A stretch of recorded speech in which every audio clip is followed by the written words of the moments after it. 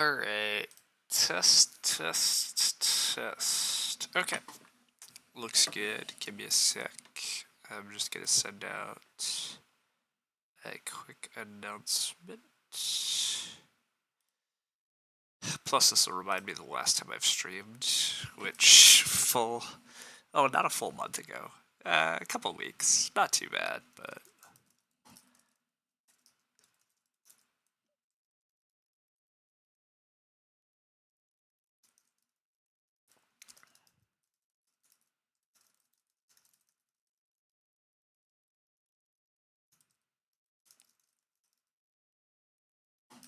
Okay.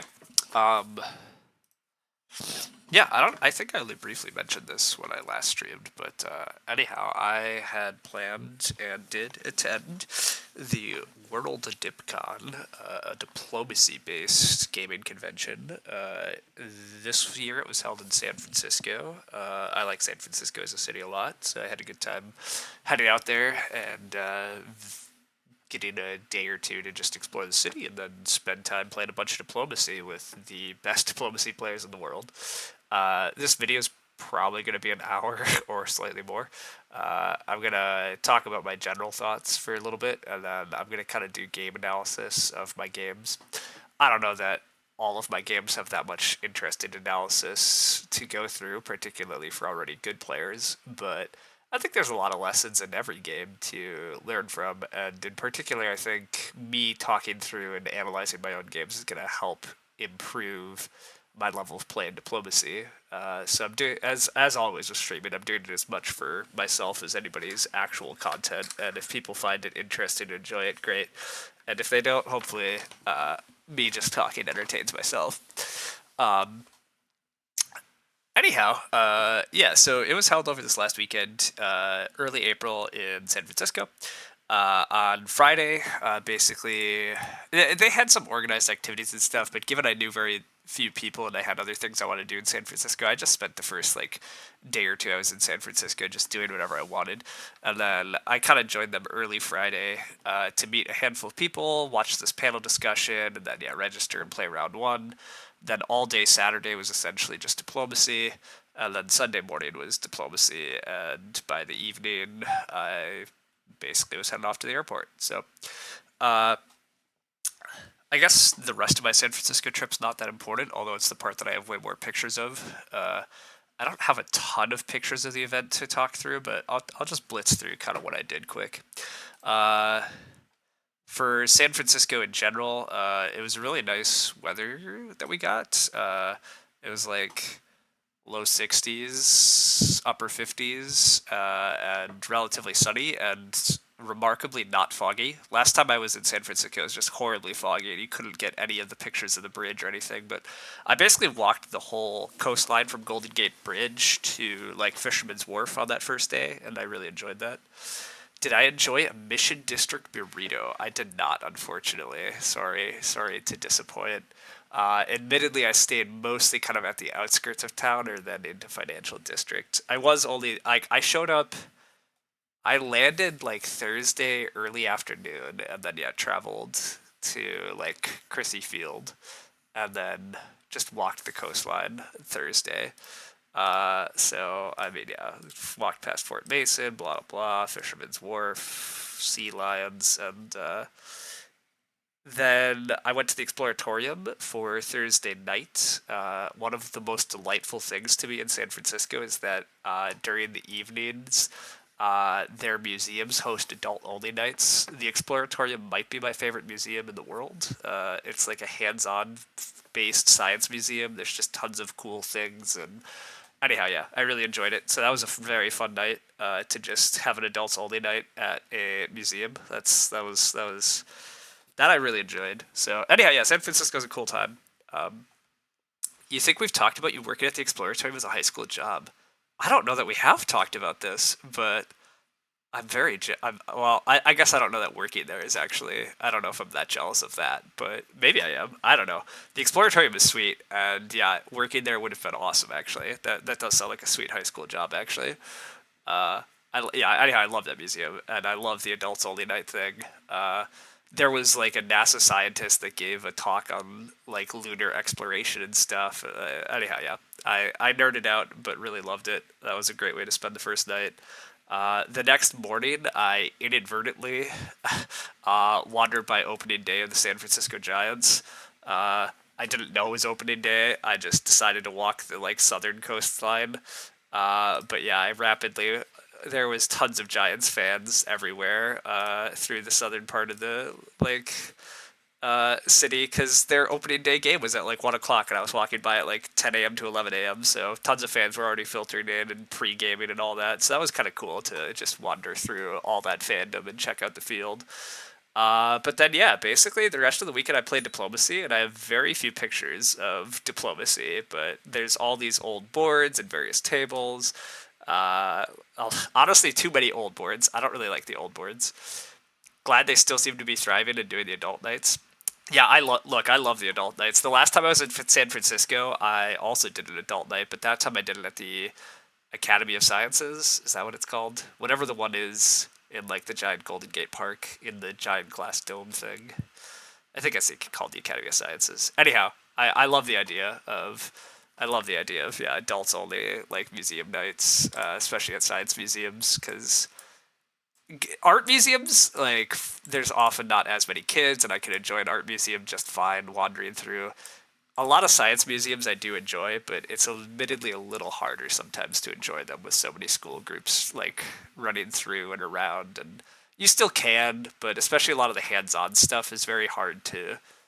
The hands-on stuff at a lot of science museums can be hard to like get your turn as a inquisitive adult amongst all these kids, especially when you feel like the kids do deserve to be monkeying around with it. So, anyhow, loved adults night at Exploratorium.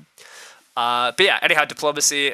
They used a lot of old boards at the convention, which is fine. It's cool to have all these different ones, but gosh, I really dislike this one. This board isn't even connected, so the three sections like to like separate apart, and yeah. But here's not a great photo of my facial expression, but this is like one of the rooms, and everybody's wandered around. I have my sheets trying to. I don't know if I'm registering or trying to go talk to somebody for orders, but somebody got a random photo of me. Um, but yeah, so anyhow, the Diplomacy games did not go as well as I hoped, which is not shocking given that I was playing like world class opposition. I think that's for two factors. I do think one, I was somewhat unlucky. I struggled to get allies or have people pick me to work with me, and that is part of diplomacy, and like that's part of being a good diplomacy player is like convincing people. But like when I talked to a lot of people, they kind of admitted and just like shrugged their shoulders. Like they had interesting pitches, and they just they went with whatever way they went with. I mean, it's hard to say why you. It's hard as a human to say why you make the decisions you do sometimes.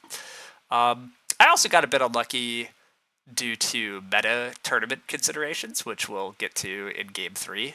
But just kind of wound up in the wrong spot for what was happening there. Uh, and then also, I was just outplayed, right? I'm playing some of the best diplomacy players in the world, and some of them I was just out. I was just flat out outplayed, like totally acceptable and reasonable. So I learned some things though, which was fun. What countries did I play? That's a great question. I'm going to go through all that. I'm going to go through game by game analysis in a second.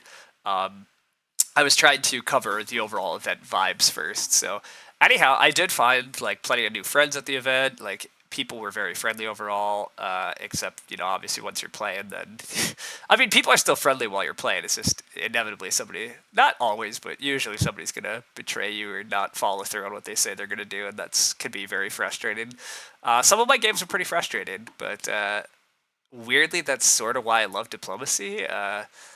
It's one of the few games that actually makes me feel things. A lot of games, you play and like there's a little bit on the line and there's some stakes and tension, but gosh, diplomacy ratchets all like the emotions and the tension up to 10, and so sometimes you get like quite a bit of frustration, but also like the flip side of that is when things go well, it feels really good. So I don't know. I kind of love that. Yeah, it really makes you feel things. Um, But yeah, so the people overall were really nice. There was slightly over 100 competitors, which apparently is one of the bigger diplomacy conventions, which makes sense. Diplomacy is a niche hobby, and to get people to travel from around the world just to play 4 games of diplomacy is, a decent ask. Obviously, a lot of them kind of know each other. As I've been digging around after going, there is a pretty good online community for diplomacy. A lot of these guys kind of start to recognize each other from that's, it's like, oh, that guy won that event or did well in that online league, and here he is. But it is kind of remarkable what a concentration of top players they did pull in. Like, there were a lot of top players were there. So that was cool. Your favorite game for that is Battlestar Galactica, just full of yelling and stress. Yeah, I mean Battlestar Galactica has a decent amount of like negotiation and tension. So yeah, like it makes yeah exactly. I also enjoyed Battlestar Galactica back in the day for similar reasons. I still enjoy Dead of Winter for similar reasons of getting to like discuss the tension of who might be betraying you and guessing at what's going on and secret objectives and anyhow yeah, it's good stuff. Um, Anyhow, yeah, I largely did enjoy my convention experience overall. I will admit during game 4 of Diplomacy, I was pretty down though. It was pretty rough, and I was mildly like, why did I travel to play this game? But also I wound up a bit sleep deprived, so I don't think I was making the best decisions. So that is my one of my big uh, part takeaways and part thoughts. They play untimed rounds at WDC, or at least this version. Each World Diplomacy Con kind of has slightly different choices about how long rounds are and how the scoring system works. The rounds here are untimed, and they start too late at night. That is my first and main thought. Round one didn't start till 7 p.m. I'm in the Midwest, so that feels like 9 p.m. on my like clock, and the game is untimed. So you play until everybody agrees to a draw, or until everybody's like eliminated, or until somebody solos. There were tables up till 4 in the morning. Uh, my table ran till at least like 1:30 or almost 2 in the morning. I can't do that. I'm still relatively young, and like God, that just instantly set me up for like the next round starts at 9 a.m. too. Like I'm an early bird. I love that it starts at 9 a.m. But oh gosh, this round needs to start at like 6 or preferably even like 5:30. I get that you want to be nice to locals or travelers or whatever, but oh god, I have big qualms about starting at 7 p.m. Uh, on Saturday, we at least started at 6:30 for round three, but same thing. Like this still dragged to almost like 2 in the morning. Meaning that yeah, by the time Sunday morning came around, I did not have enough sleep and was not functioning the greatest. And so yeah, I would like the rounds to be slightly faster, whether that's reducing negotiation time, like speeding up just a little, or I don't know what. I don't. The games need to be slightly faster for me to love it. That was one of my big takeaways. But you just finished watching Battlestar and you had no idea there was a diplomacy style board game. Gotcha. Uh,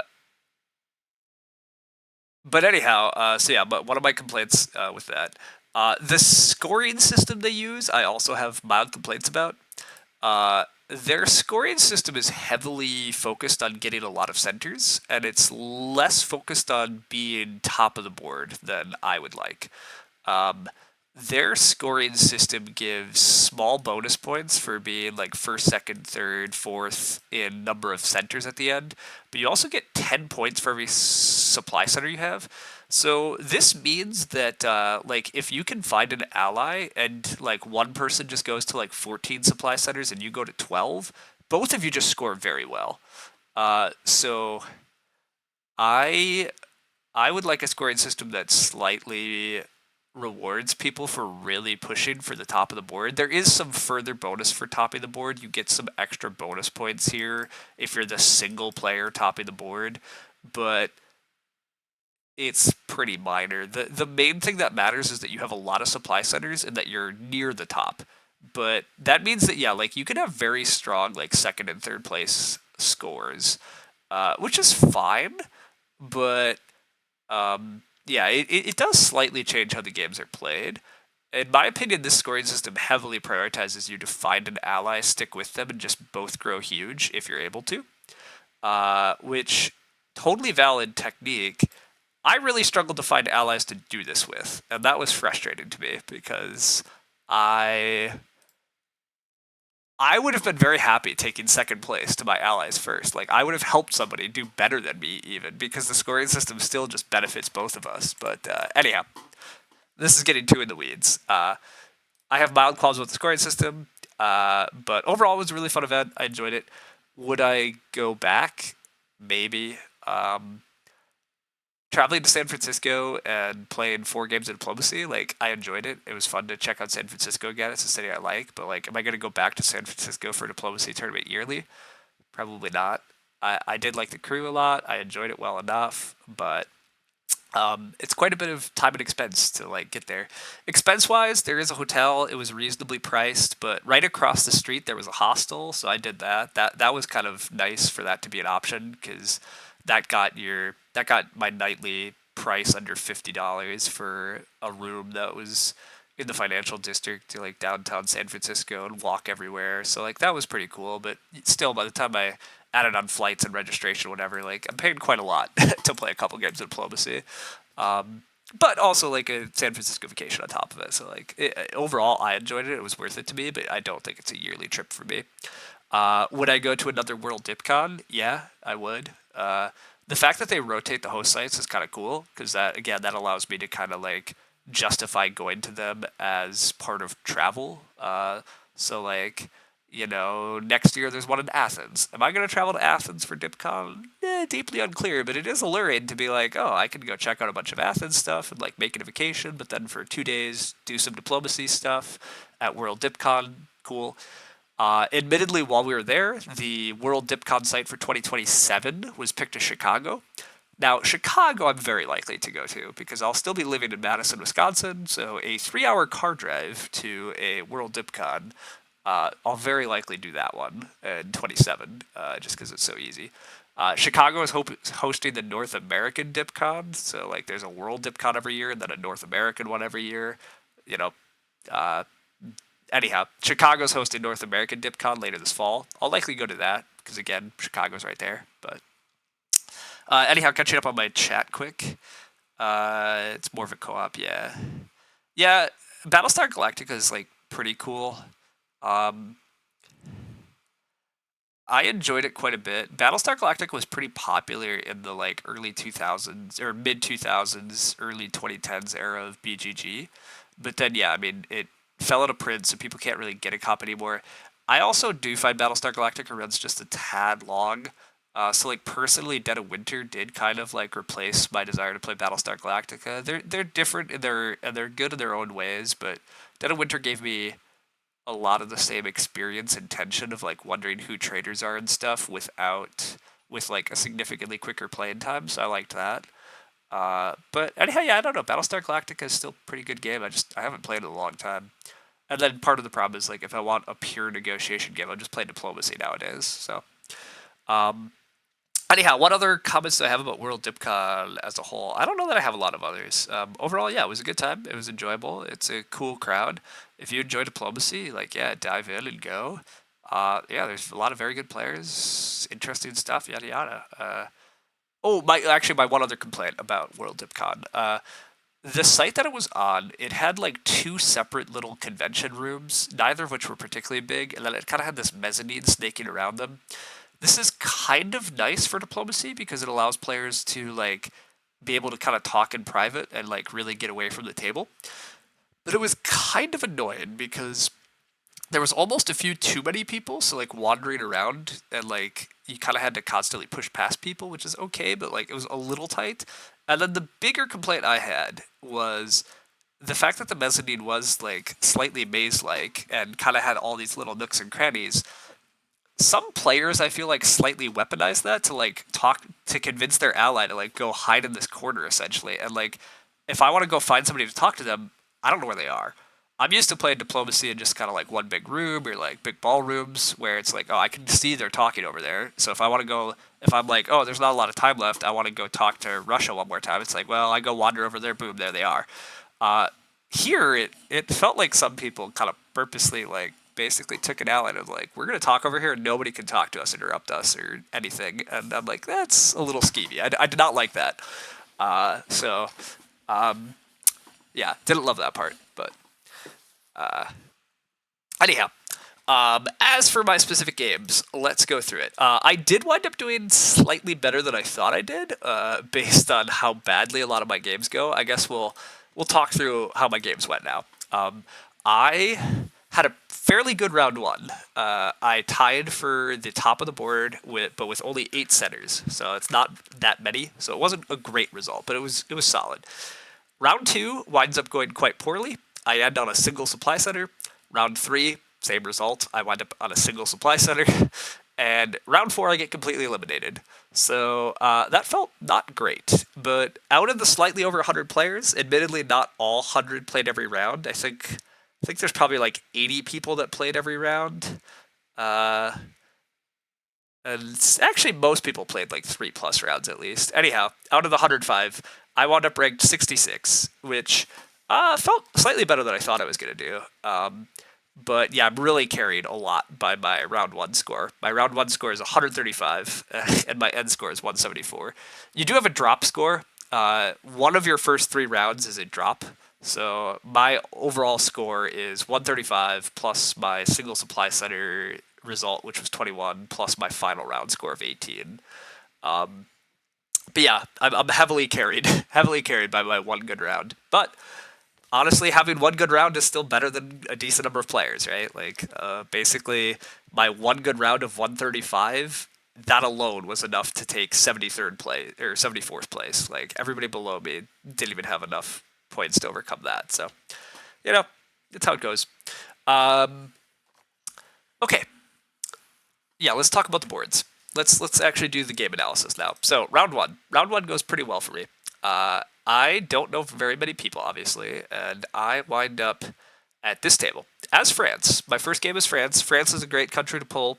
They do pretty well generally. They're hard to kill, fast. They grow pretty well. Like, certainly a bit lucky to pull France. I wound up at a board with a bunch of interesting and solid players, but most noteworthy, I wind up sitting next to Dockbinder, a previous WorldDip champion.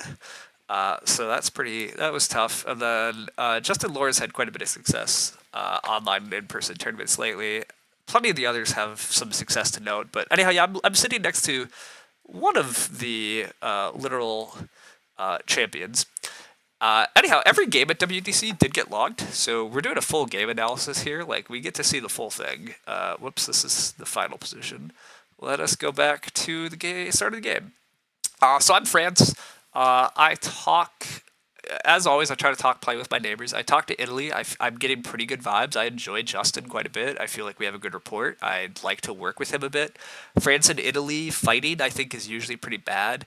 There's just so many spaces between France and Italy that either of them can see an attack coming from the other from quite a while away, so you can't really surprise them, and people can often muster defenses in time. You like think something's open, but by the time you spend like the 3 game seasons to like get over to actually fight each other, the other person, like, the situation has changed enough that it doesn't really work. So anyhow, Justin seems to agree with that. That's all great. England agrees to be like nice early on. Great. They don't move to the channel. Spring 1901 goes perfect. Germany also seems quite friendly to me. Like, it's going well. Germany, I should remember their name. Bennick, yeah. Okay. So Bennick's being very nice to me. So anyhow, yeah, things seemed good. I mean, I talk a little bit about with the other players because you have to, but like, I don't have any direct things to really talk about them. But yeah, I'm getting good vibes from like kind of anybody, so I'm open to a lot of stuff here. Starting with France as your first country, the cons gotta be nice, correct? Hopefully you learned from your last game as France and didn't go 4 army 1 fleet. I definitely did not. I promise you, I did not. I'm very. The thing here's I guess before we go through all these games, I think I'm a slightly better player at diplomacy than I was allowed to show at this convention, right? I think part of being a good diplomacy player is just being able to take advantage of opportunities that are like there or available to you or that you're kind of being given. I was kind of consistently like not being given good options. And so, like, I had to keep choosing kind of bad options, and they often resulted in not much. And look, again, some of that skill, some of that is like I wasn't able to convince people to give me good options, but some of it is like, yeah, just kind of the vagaries of how the boards and everything develops and who decides to do what. Anyhow, fall 1901 after these spring moves. Um, I am not used to backstabber. I don't know if I'm gonna. I don't want to show the next moves. I want to show the positions, which I forget how to do, so whatever. We'll click that button in a second. Anyhow, uh, Italy decides to go. They could go pretty heavily support themselves into Austria, but they're also next to Germany. I decide like I want Italy as an ally. I want them to have a strong fleet presence and go to the east. I'm like I will support you into Munich. I was talking a bunch with England, and I'm like England, you could go. You could go for like I can support you into Belgium or stuff. Like we could make this German life like pretty tough early. Like Italy can get in here, etc. Like England can just take Belgium. Like we can make this Germany have a rough early game. So I vote. I'm saying I tell Italy that I'll support them into Munich, and they take me up on that. Fall 1901. Yep, here we are. I support them into Tyrolia. England does indeed bounce Germany out of Belgium. They take Norway. I get my two builds off the Iberian Peninsula. I get my fleet in position where it can kind of go either way. Italy gets their fleet over in position. Uh, Italy even follows up by going to Tyrolia, so they can really help support this Munich. So like, great. Even Warsaw pops over to Silesia. I'm like, beautiful, beautiful. I've worked like we're gonna all eat Germany fast. I have a Italy who like understands and they want to work with me and they're slightly beholden to me if like I gave them the thing, like they should work with me. England is putting moves in that's gonna work with me. Great. I wind up building a fleet in Marseille and an army Paris. Fleet in Brest felt too aggressive against England. I get that fleet in Marseille makes Italy a little bit afraid, but I thought I had done enough diplomacy to be like, hey, I'm not fighting you. Like that fleet is basically like defensive slash it can always rotate around. Like basically in the spring, if everything had gone according to my plan, I probably would have just put a fleet back into the mid Atlantic. Marseille would have just gone to like Spain south coast and like boom, I kind of have a defensive position. I have fleets that are flexible to go England or Italy as they need to be, whatever. Italy builds two fleets. I'm totally fine with this. Italy should have fleets. Italy building two fleets. I'm like, okay, fine. You have your armies up here. Like, I might have built Army Venice, but two fleets, fine. You can still easily send them across. Turkey has built a fleet on the north coast. It looks like they're going to fight. Like, it looks like the underside over here. Like, this looks like a great Italian attack over on Turkey to me. Work with Austria. Still have a little bit of France support in the center. Looks great. Um, Russia is showing that they want to do a slight northern attack here, build in Warsaw, and Fleet Edinburgh. I'm like, perfect. Like, Fleet London would have been a lot more aggressive against me, but they're building Fleet Eddy. It's like, it looks like we're going to all kill Germany. I'm happy with that. I order as such. I support myself into Picardy because I want to, like, help, push against Belgium. I do rotate my fleets around. But the bad news, as we see, fleets all coming my way from Italy. All the fleets my way. Boom, boom, boom. Fleet, fleet, fleet. So that's pretty annoying. Also, will you notice fleets from England coming my way and army coming my way? So, not good news. Instantly, everything goes bad. Both Italy and England are obviously turning on me. They don't want to work with me. So much for helping Italy into Munich, buying any goodwill. So yeah, I'm very annoyed about this for obvious reasons. I suddenly have no friends, and I'm playing heavy defense. Now, do I have no friends? So the one upshot of this is Italy's already in Munich, so Italy's no friend of Germany. Uh, England had bounced Germany out of Belgium, so Germany has like no friends currently, except Russia does retreat away from Germany. They get the notice from apparently England, and England I think makes a deal that like they won't mess with the northern centers if they see Russia retreating away from Germany. But anyhow, luckily the German player is like very understanding and they now come and support me. So luckily Germany is like a pretty fast ally of mine from here on out. Even though I did also work against them early, they were pragmatic enough to realize that if like Italy and England are working together, that's not good news for them long term either. And we need to band together. And that is my saving grace, is the fact that I was able to diplomatically work with Germany immediately from here on and latch together. So Uh, I wind up helping support Germany back into Munich so that we take that back. And I largely correctly call the moves here. I'm able to bounce Tuscany out of Lyon. I wind up bouncing, I do a south bounce here at Brest. Um, Wales unfortunately does convoy into Belgium. That is the one downside. It turns out that the correct move here would have been to actually like support Germany's unit, but they get kicked out. But overall, reasonable defense. And even better, Italy decides to not fully go to the attack. If they had used this fleet to support Tuscany into Gulf of Leon, and they had got into Piedmont like they did, I think I'd be in a lot more trouble. But they luckily decide that they need to send this fleet to Ionian in case Austria or anybody decides to like go against them, which I think is reasonable. I do think it's a reasonable precaution, but it really saves my butt that they don't fully commit to killing me here. If they fully commit to killing me, I think they get through, and that's what's so tricky about diplomacy. Is like just one little thing can matter so much. You were thinking how you got your centers after that opening, but that checks out. Boo Italy. Yeah, boo Italy is annoying. Like, I supported you, Italy. I wanted to work with you. It was. Also, like, if Italy had done what I wanted them to do, they would currently be in the after the fall move, after fall 1902, they would have fleets in the Eastern Med and the Ionian. They'd be ready to convoy stuff into the spring. Like, oh, like frickin' Turkey's getting demolished right now. Russia and Austria are just coming in. Like you could be on the underside of this and just getting the centers. You'd still be in Munich, by the way, because I would be happy to work with you. Like Italy would still have Munich instead of getting kicked out. So instead, Italy is losing a center here. By the way, they have to decide what thing they're going to lose. So anyhow, yes, I think Italy agrees with me after the game that they didn't play it correct. So that's always lovely to hear. But I do think if Italy had just waited 1 second here to support themselves in, I do think also that would make a huge difference. But luckily, my active defense helped save me here.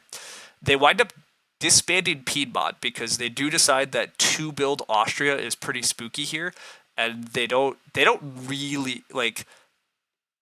Technically, they're working with Austria, but they're not really providing Austria anything. Like Austria's running out of supply centers fast enough, and Austria does build a second fleet. So I think pulling Piedmont is reasonable, but it pretty clearly indicates to me that Italy is no longer attacking me in the south as hard. So that's very good news for me. Um, Germany gets a second fleet, very critical here to the active attack against England to try to repel them. So this is pretty good. You feel Tuscany is the most anti-Austrian disband? You're probably correct, Civ. Like Tuscany, getting rid of another fleet would be like uh, very helpful. But like, regardless, like if you wanted to keep the attack up on me, I don't know. You're probably I don't know. Everything's bad for Italy here. Part of the problem is like this. Yeah, like they're I don't know. They need to defend their home centers, but their units are a little bit kind of all out of position to be fully coordinated against one enemy, which I think was a tactical mistake. But anyhow, we get another army from England. I'm relatively happy to see an army from England, to be honest, because Germany has another fleet now, and getting this army involved is going to be slightly tricky. I honestly don't fully remember what happens here. People are there's definitely guesses. There are, because this fleet is in West Med, this fleet is in English Channel, and where my units are, I have to make guesses here. But I think the result is very good for me. How do I? Backstabber has a clear way to like take all the arrows away, and I'm so not used to it. I'm gonna have to relearn how to use Backstabber because I wish I could get rid of the arrows to show the final position because I can't even fully read what happens here. But it's good for me. I manage to make pretty good guesses as to what to do, and Germany is getting slight help here from England to move against Denmark, which again like ultimately is slightly good news for me. It's around this time that I'm getting in England's ear of like you're not actually making progress against me, and if you work with me, like him and I can still take Germany out, which was my original plan. I'm like, we can still do this. This fleet in Tuscany doesn't bounce me out of Gulf of Leon, which is also kind of helpful to my defense. Now I have another unit against West Med here. So anyhow, this goes very well for me. I honestly don't remember fully what happens in the fall. I do a lot of Oh, okay. So actually, this fleet made its way into the Mid Atlantic, which was bad. I do a bunch of active defense here again. Uh, I do triple support myself into here, or I support myself in, and Rur was supposed to support me in, maybe did. Again, I don't. I need to learn how. Okay, let's just research this quick. Backstabber, how to show results of moves.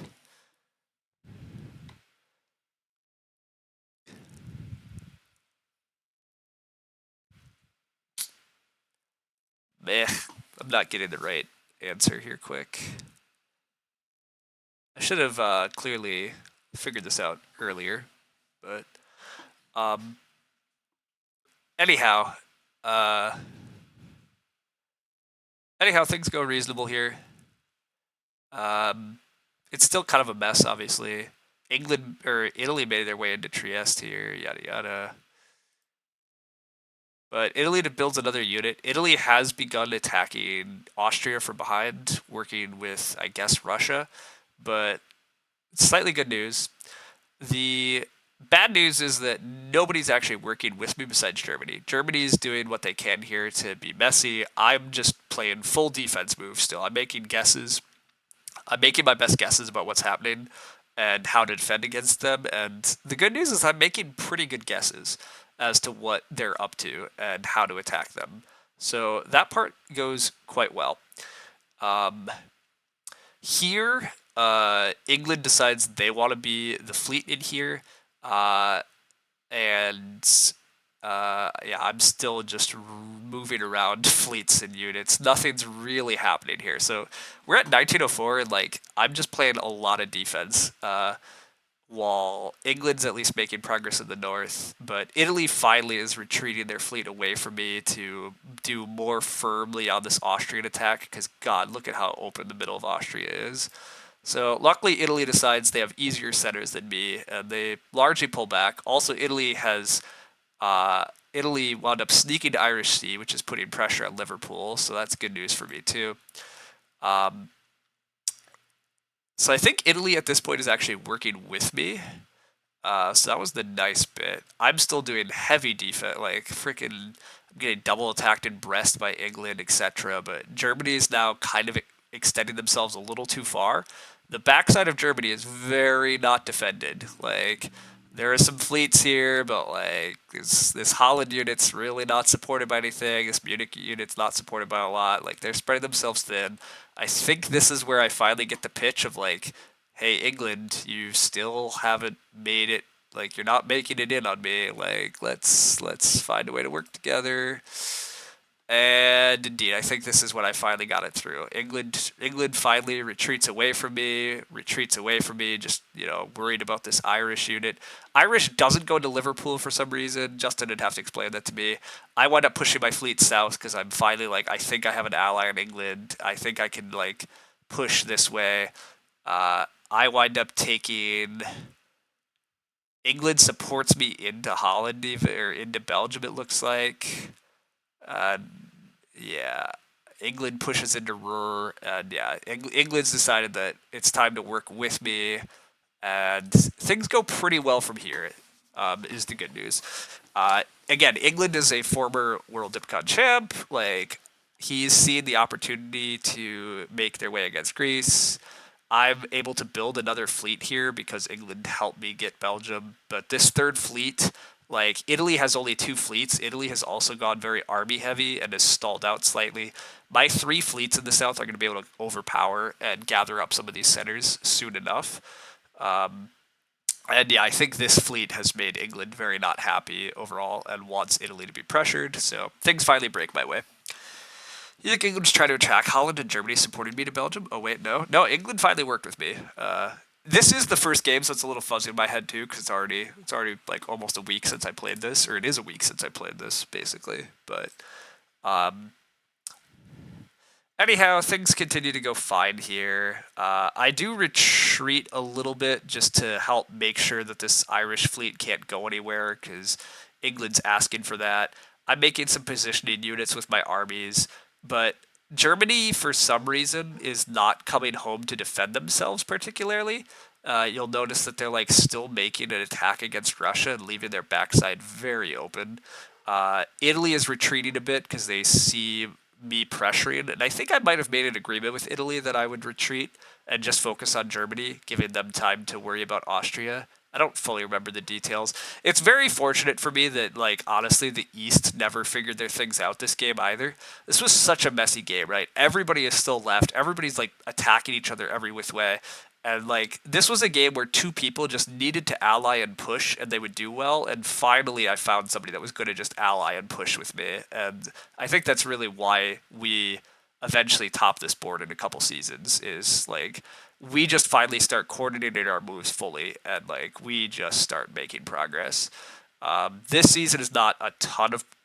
Did I cheekily sneak Tunis here? No, we all bounced. Everything's bounced, but um, we finally start making progress. We do have two units kind of just staring at each other, but we've largely made our borders. We've largely like demilitarized our borders. Italy's fleets are just completely out of position to fully present them. I can take Tunis here at any point. Uh, I help England make some progress here, and then in the fall, I think we make further progress. Yeah, in the fall, we take Munich after tapping. Or I even help Italy take Munich. Yeah, I've agreed to help Italy take Munich, but I've told him I'm going to force Tunis. Yeah, that's what happened, and he forces himself into Ionian. So we kind of make a trade here of like, okay, you can get Munich, but I'm taking Tunis off you. Uh, England is further kind of demilitarizing this border. He goes to NAO, and I'm just keeping this fleet in MAO. Yeah, we support ourselves in. Like we're just I build another fleet. He's getting the north. Everything's going well. Like we're just fully working together, and the board is not ready to. The board's not ready to like block us because there's just too much a mess. They're all alive still, right? Russia's alive and like pushing. So I mean, Germany's finally collapsing because they extended too far and like are getting crushed. Austria has basically just kind of gone back and forth of like trying to crush Turkey, but then Italy's on his backside. Turkey's never really been allowed out of the box. Italy's never really been allowed to grow. I send a bunch of fleets in. Fall 1908 here. I even actually take Naples. Italy had asked me not to, but it turned out I needed to. England and I both knew that we were going to be tied at 8 centers at the end of this phase, and it was getting late at night. People were asking for a draw because everybody knew we were going to top the board, and a draw is agreed to. You don't know what England did, but it was definitely German support to Belgium. Oh, well, whatever. I should work. Yeah, we're a little far past. But anyhow, eventually I wind up working with England. England winds up on 8 centers. I wind up on 8 centers. The count is 8-8 against 5-4-4, 3-2. Everybody's alive.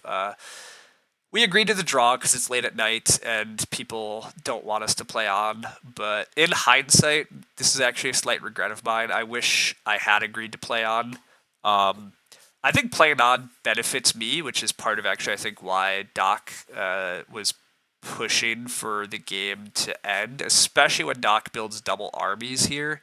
I mean, we're planning the game to end, but I build Fleet Brest just in case like the game's not going to end, and I think this further like pushes Doc to like be like, hey, we should just draw, because I think the position's better for me now. I don't know. I mean, Doc has a couple northern fleets. Things could get annoying. Honestly, I don't even know that I would turn on Doc. Like, he can convoy his armies up into the north, and like everything's such a mess. Like, I think Doc and I could have pushed for quite a few more centers here. And both of us picking up a bunch more centers is pretty advantageous to us. I mean, Turkey's building another fleet, but like Austria's taking both their fleets off the board. So there's one, two, three Turkish fleets in the south, plus an Italian fleet against my one, two, three, four fleets in the south. I have a fifth that could maybe rotate south. Otherwise, after I pick up an Italian unit or two, I'm building another fleet. Um, I don't have that many armies, admittedly. So, like, it gets messy. I don't know. Playing the game on it gets messy, so, like, whatever. But also, playing the game on probably could have picked up a few more centers, which is good for points. But overall, pretty happy with this result. I was attacked early on by multiple people. I had to play pretty active defense to, like, repel them.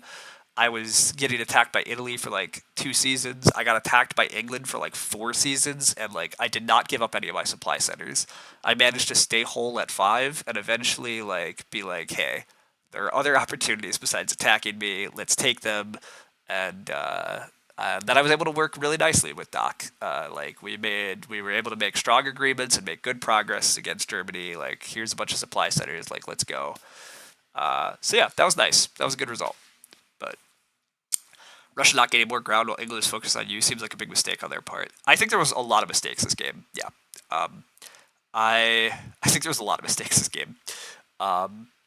I think the fact that Russia, Turkey, Austria, Italy never like really resolved anything amongst themselves is problematic.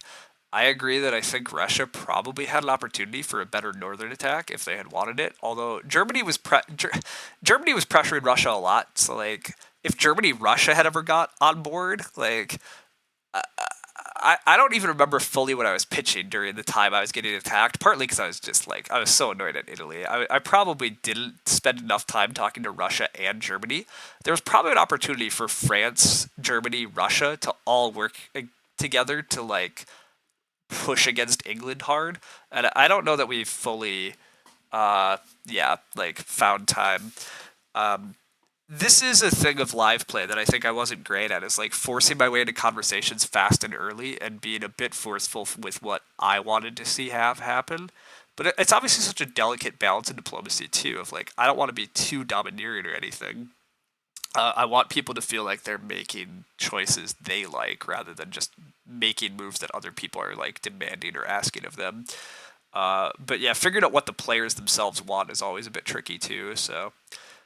And some people aren't honest with you, right? Like, oh, I'm still kind of peeved at you, Justin. If you ever watch this, like, oh, you said that France and Italy fighting is bad for both of them, but it's like, why did you send your fleets after me? Oh, you had such a beautiful game if you just joined in on the destruction of it. Like, I do think Italy Russia really missed an opportunity. Like, I think if Justin as Italy just played the like kill Turkey fast game and then worked with Russia to kill Austria fast game, I think it goes like really well. Probably too well, to be honest, but like yeah, I get it though. Like to be fair, Justin was like beguiled by England's talks of like we're gonna go kill France fast. Like let's go do it. And in both of their defenses, neither of them know me, right? Like I'm the new guy showing up, and it is mildly tempting to be like, oh, new guy. He'll make some bad orders, and he'll play very like passive defense, just supporting himself instead of like actively kind of poking and repelling them. And I do think like a lot of their moves were like predicting that I was gonna like play more passively than I was. I took a couple gambles of like you could take a home center off me if you went for it, but I'm gonna take the gamble that you're like trying to get position, and that paid off. So anyhow, good game. This is the game I'm most happy with. I maintained diplomatic strides with multiple players. I was able to leverage some diplomatic opportunities. I stayed flexible. I eventually found an opportunity. I worked on that opportunity, and it went great. Loved it. All right. The next game. France and Italy fighting never works out for them. I mean, loads of people have tried it. It never worked out for them. They always think it could work. It never does. But maybe it'll work for us. Yeah, I mean, basically.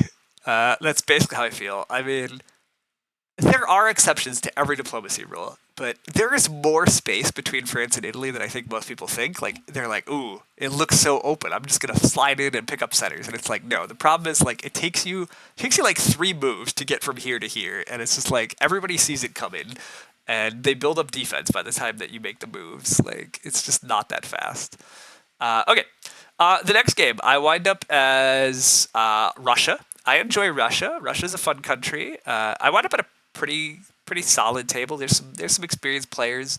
Johnny Gillum, I've learned in particular, is kind of well known. And yeah, anyhow, I went up at this table and I'm like, let's go. I really like talking to Edwin early. I'm like, a Russia-Austria thing seems solid. I relatively enjoy talking with Johnny. I'm like, maybe there's some opportunities there. Talking with others, I was like, maybe there's opportunities in the north even. I was like, this seems okay. Whoops, again, you see the end state of the board, which is pretty indicative, but this game does not go well. This is another game that's kind of frustrating for a variety of reasons. But anyhow, I start with a pretty traditional opening.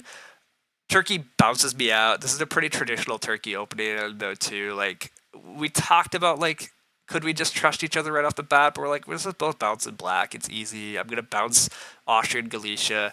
But already we start to see the slight problem. Austria doesn't talk to me about this, but they get word that Italy is thinking about going to Tyrolia, and they do bounce in Tyrolia. But we have some big issues now because this fleet didn't move because they're worried about early attacks or something. And this army didn't go to Serbia, so they didn't use like Vienna to bounce. Anyhow, this is bad because can't Austria can't guarantee Serbia anymore. So Austria's like quickly on the chopping block if they don't get growth. This is what I mean by being too passive about like early stuff. Like you're worried about anybody getting close to you, so you're playing very passive, and you're not going to get rewarded for this in diplomacy. Like you need to be a little more aggressive here as Austria about like just taking your centers. It's not that annoying if Italy takes Trieste. It's bad, but like if you just forced Serbia and Greece, you'd get a build. You lose Trieste, but you have a bunch of units. You pressure them back. I don't know. Anyhow, this is bad. It's bad for the fact that I sort of wanted to work with Austria this game because this moveset is bad and it's going to lead to bad results for them. And indeed, Turkey decides to bounce them out of Serbia. I still bounce them out of Galicia. Germany even mildly helps Austria by bouncing Italy out of Tyrolia, but Italy is able to convoy into Greece because they're like, who's going to cover it? And indeed, nobody does. So now you have an army of Italy down in Greece. It's a mess. But Turkey, you'll notice, also goes to Black Sea. That was obviously not agreed upon. I thought Turkey was going to go to Constantinople and build another fleet in Smyrna, but Turkey's apparently decided that Austria is an enemy and I'm an enemy, which felt a little bold, but outside of the Black Sea bounce, it's perfect, yeah.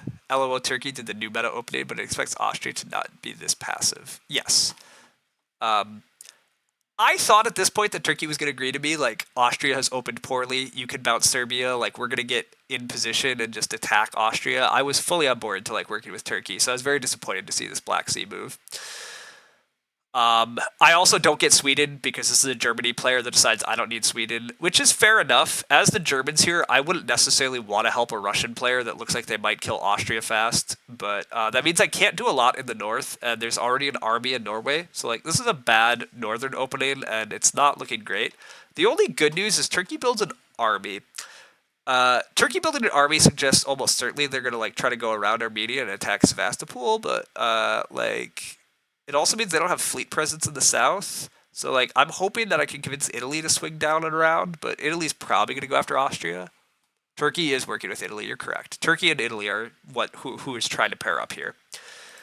So I am trying to talk to anybody who's going to be my friend, but indeed, the north, England decides to go heavily north. I do point out to England at this point that you have two German fleets sitting not that far away from you. You have some French fleets swinging around, and I'm like, England, if you force this fight in the north with all like a bunch of like three of your units are north, what do you think's gonna happen down here? Who is your friend between these two? And I do think England mildly buys that argument at least. But yeah, the south is not good. You'll notice that Austria is annoyed that I went to Galicia and is attacking me. This is also ludicrous to me. I am clearly I'm clearly your best option for friendship at this point, right? Like, who is going to save your home centers? Italy sure as hell is not your friend. Like, they're coming for you. Turkey just bounced you out. This is absolute insanity to me, but I could not convince him for whatever reason. Apparently, me going to Galicia I was the bad guy in the opening, but so be it. Correct. Austria attacking me, I thought was crazy, but it was very annoying. But to be fair, this is the kind of active defense I'm talking about because, like, I am moving to Galicia to give myself options to attack Austria, but I'm also I'm moving myself to Galicia to give myself options to defend Austria. Like, I am just trying to get into the action of whatever it's going to be. And whoever my friends are going to be, you'll notice that I defend a bunch because Turkey does claim that they're not going to do the Armenia Sevastopol attack because they don't want the north to fall apart and they're unsure what else is happening. You'll note they do follow through on that. They don't actually go Armenia and follow around, so that was nice.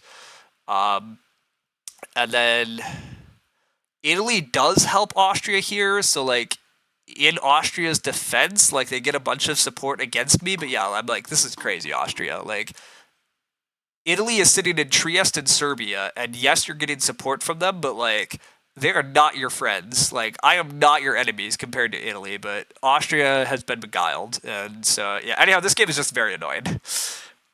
Turkey and Italy not working together. Correct. They are not currently working together, so Turkey is kind of forced to work with me. Turkey is left bottled up. Turkey does not have another fleet. So again, this is what's very frustrating to me. Like I thought Turkey was going to build a fleet. I think Turkey was supposed to build a fleet. I personally am very pro Turkey having two fleets instead of like three armies. These three armies are so tough to get involved. The only way three armies is good is if you attack me. And now that you're not attacking me, like now that diplomatically that's not what you want to do, it's very messy. So anyhow, things are a mess. I have to defend myself at St. Pete. The only good news is, again, I did convince England to retreat. England is pulling their units back because they don't trust their allies, and they agree that going to St. Petersburg is like pulling themselves out of position of what really matters. So that was good. That was good diplomatically on my part. But yeah, I have very few friends here, so it's a mess. What happens? I don't even fully remember. Frickin' Germany is supporting Austria against me because Austria still wants to kill me over the person sitting in their home centers because I don't know. I could not get Austria to agree to anything reasonable in my opinion. Turkey and I are just literally holding on for dear life. It's so cool. It's not cool. Also, you'll notice that the Austrian fleet just got destroyed. Turkey and Italy supported the Austrian fleet dying. Um, I support Germany here against Austria. What else could I do? Austria is killing me. Germany's just coming in for the kill, but Germany luckily doesn't support Austria further, so I'm able to support myself against Austria. I'm able to support Germany against Austria. Uh, Although actually Austria gets Italian support against Germany, so this is a bounce. Yeah, I think it's a bounce, but like whatever. Germany is getting way too much, by the way. Like they're getting all the way over here. I'm hoping somebody actually pressure them on the backside, but like they're not. They have very forward like units. I'm like, this is bad. I start talking to Italy, Turkey, and like Rob, like we can't keep fighting with Germany coming right up the middle, right? Like if we all keep fighting and Germany gets the best of this is insanity. Luckily, Austria does at least like get this Livonia army the hell out of here, but God, yeah, this game was so annoying. This is a terrifying FG. Correct. This FG is massive, right? Like England is under trouble, except suddenly France pulls back because he is apparently worried about the Italian fleets. Which fair enough. Italy just in time decides, yes, you know what? I have to go play defense. I'm able to sneak Bothnia and start sending stuff north. I'm like, I agree. Like we collectively decide that Italy, Turkey, Russia has to work together from here. It's like we have to ally because the rest of the board is too scary.